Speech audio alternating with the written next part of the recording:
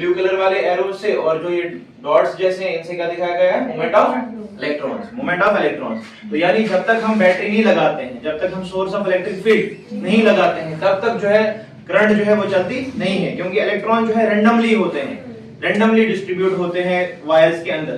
जब electric field हम उसको देते हैं तो उनको ड्रिफ्ट लगता है और वो क्या हो जाते हैं? एक ही डायरेक्शन में चलने की कोशिश करते हैं, और जब वो एक ही डायरेक्शन में चलते हैं तो हमारे पास क्या प्रोड्यूस होता है? Electric current. जिस वेलोसिटी की वजह से इलेक्ट्रॉन जो है, ये वो एवरेज वेलोसिटी है जिसकी वजह से इलेक्ट्रॉन जो है वो positive ends of the conductor से लेकर नेगेटिव, यानी इलेक्ट्रॉन जो है वो negative end of the conductor से लेकर positive end of the conductor की तरफ चले जाते हैं। किसकी वजह से? इलेक्ट्रिक फील्ड के एप्लीकेशन की वजह से। अगर हम क्या देखेंगे, किसी भी मेटेलिक कंडक्टर को जो है हम गौर से देखेंगे तो इसमें दो तरीके के चार्जेस हैं। कितने तरीके के चार्जेस हैं? बाउंड चार्जेस भी हैं और फ्री चार्जेस भी हैं। Bound charges means positively charged kernels, positively charge kernels क्या है इनके पास? Bound charge. और इलेक्ट्रॉन क्या है? Free charge.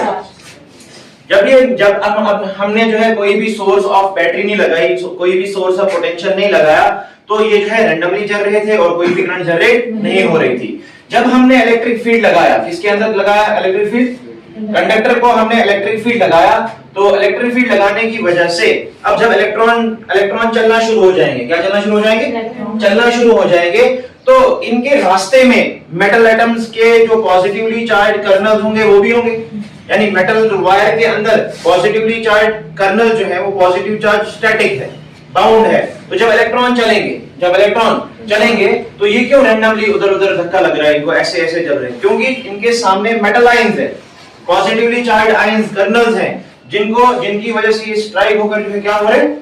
इनके साथ कोलिजन हो रहा है। किसका कोलिजन हो रहा है? इलेक्ट्रॉन्स का कोलिजन हो रहा है। किसके साथ? कर्नल्स के साथ, पॉजिटिव आयंस के साथ, जिसकी वजह से ये इनकी वेलोसिटी भी बढ़ रही है, यानी इनकी वेलोसिटी भी चेंज हो रही है, और फिर क्या हो रहा है? इनकी डायरेक्शन ऑफ मोशन भी चेंज हो रहा है। तो इनको ड्रिफ्ट लग रही है। क्या देखो, ड्रिफ्ट लग रही है। इनका डायरेक्शन ऑफ मोशन भी क्या हो रहा है? चेंज हो रहा है। तो जब हमारे पास बैटरी लगाएंगे, सोर्स ऑफ पोटेंशियल लगाएंगे, देखो ये हमारे पास है मेटल आयंस, इनसे जब इलेक्ट्रॉन चलेंगे तो सीधे नहीं चलेंगे, क्योंकि बीच में उतना रास्ता नहीं है, सामने मेटल आयन है, पॉजिटिव चार्ज आयन, तो उनका कोलिजन इस इलेक्ट्रॉन के साथ होगा।